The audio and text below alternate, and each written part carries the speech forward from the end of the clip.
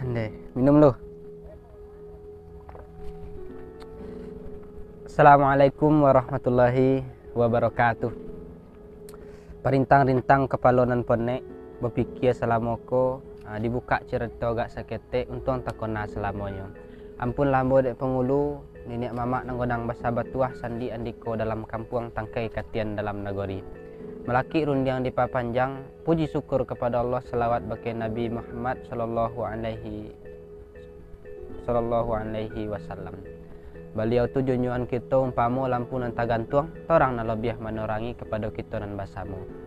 Tahun tuak salam kita bagi kasadonyo, nenek mama pengulu nanggodang basa batuah, dan mudo pemimpin dunia aso tarontang dua sudah, bundo kandung sama di dalam sana penonton kasadonyo.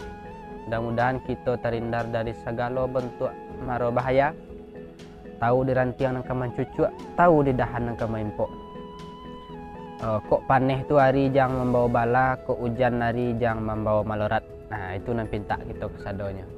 Namun pembahasan kita pada hari kini adalah berkaitan jo baki ataupun kiasan di Minangkabau.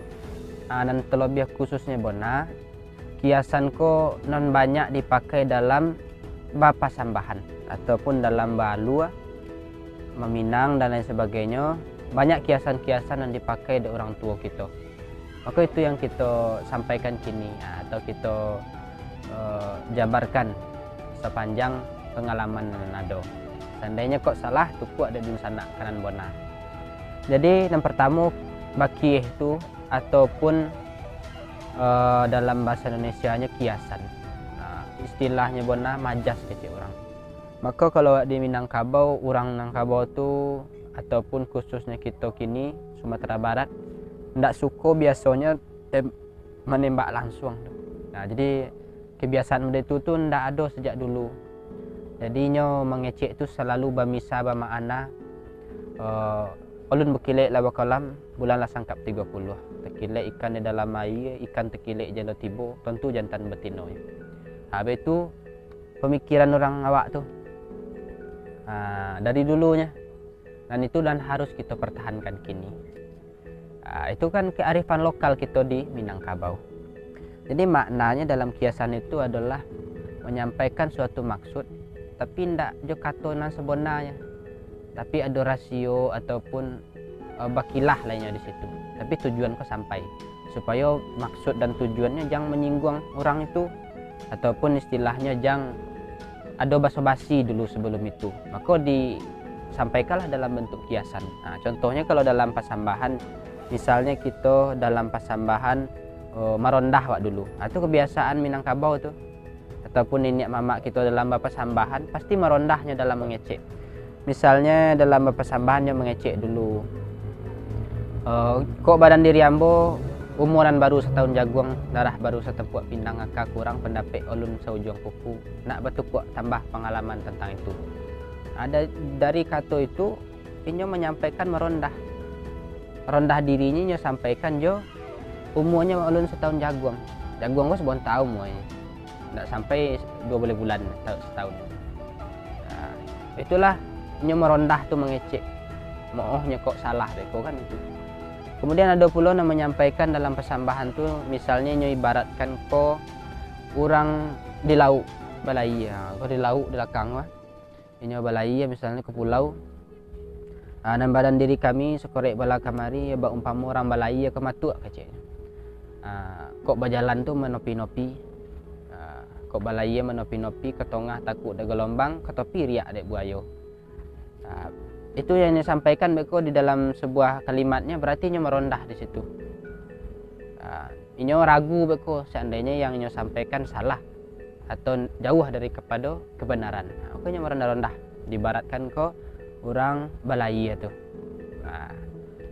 Kalau untuk misalnya beko ada pula yang mengibaratkan ko misalnya ke batang karambi ya. Nyo kiaskan ke situ. Kalau batang karambi yang biasanya nyo merendah jo. Merendah diri itu kan perlu di Minangkabau. Karena ndak boleh menyawak di ulu. Kalau menyawak di ilia-ilia, mandi di bawah-bawah. Maka kalau dalam pituahnya kalau karambi ya, tengok dek sana buah karambi ya kecilnya kan.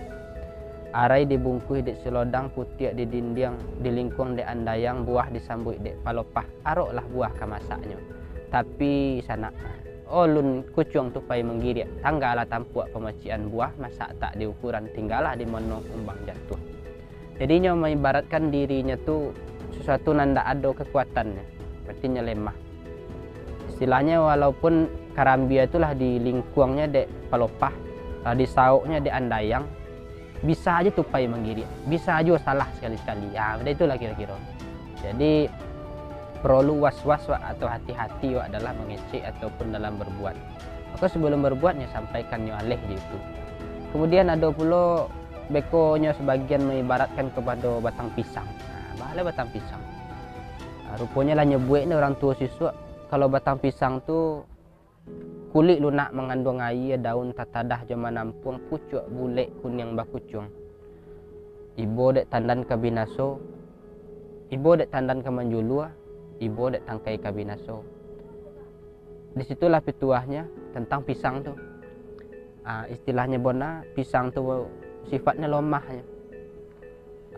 Daunnya tatadah jama nampung. Pucuknya bulek kuning bakucung. Kok tiba jantung menjulua, ibu dek tandan kabinaso. Jadi kalau lah menjulua tandan jantungnya tu, pasti tandan kau kabinaso leh. Pasti lah datang buahnya, pasti kau diambil orang. Pisang tu sekali buahnya, tidak bisa 2 kali. Aku nyibaratkan dirinya itu, seandainya nyojak salah mengecek, aku salahnya sekali itu bateba di bawah angin, tabilo kau diambilnya.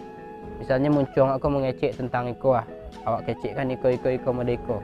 Kalau lah mulut bateba di bawah angin atau di video kan ada orang beko statement viral di media sosial, itulah berserak di bawah angin namanya itu. Kesalahan tu payah lah, tidak bisa awak ambil balik kata-kata yang lah keluar tu. Maka dijagolah muncung waktu. Kemudian beko di dalam persambahan biasanya. Yang pertama cakukannya memuji biasanya. Banyak kiasannya tu. Sudah itunya merondah. Sudah itunya menyampaikan tujuan tu bakie. Misalnya dalam lah sudah minumnya makan.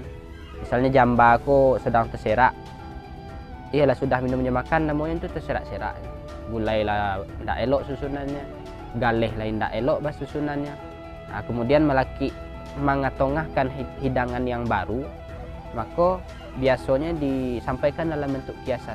Banyak mimbaunya. Contohnya, mak datuk patiah keceknya kan. Kini ke umpama orang mangai ke matuk keceknya kan.